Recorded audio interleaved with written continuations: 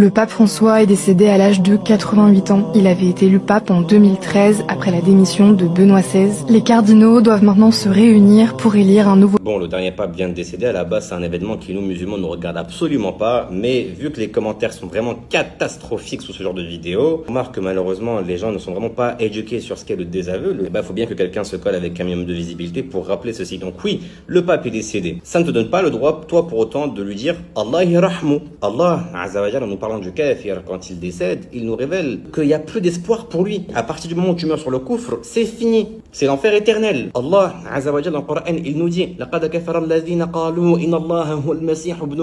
certes, sont mécréants ceux qui ont dit que Jésus, fils de Marie, était Allah. Le messager Ali sallallahu alayhi wa sallam nous révèle également dans un hadith où Allah parle directement. Il dit que le fils d'Adam a menti une fois à son sujet, et c'est quand il a dit que Allah ne pourrait pas les ressusciter. Et il m'a insulté quand il a dit que j'avais un fils, alors que je n'ai pas enfanté, je n'ai pas été engendré, et qu'il est le seul et l'unique. Il ne te viendrait pas à l'esprit de dire à quelqu'un Allah yarahmou, alors que cette personne-là, elle a insulté ta mère, ton père, ta femme et tes enfants toute sa vie. Même s'il est musulman, ça ne te viendrait même pas à l'esprit de lui dire Allah yarahmou. Là, on parle de quelqu'un qui a insulté Allah toute sa vie. Parce que oui, c'est une vraie insulte envers Allah de dire qu'il n'est pas unique. Et ça, c'est la parole d'Allah. Si tu n'es pas d'accord avec ça en tant que musulman, au bout d'un moment, revois un petit peu ton islam.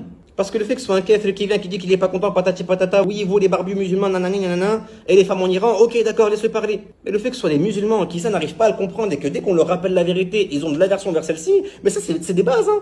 Ça fait vraiment partie des bases de notre croyance. Tu peux, si tu veux vraiment être gentil, lui dire que Allah vous apaise de cette douleur, qu'il vous soulage de cette épreuve. Et en fait, ce qui est terrifiant, c'est qu'à force de vivre entouré d'eux, on en est venu à avoir bien plus peur de ce que ces gens-là vont penser de nous quand on dit la vérité, plutôt que de ce que Allah va penser de nous quand on va dire des choses qui vont bien à l'encontre des bases mêmes de notre croyance.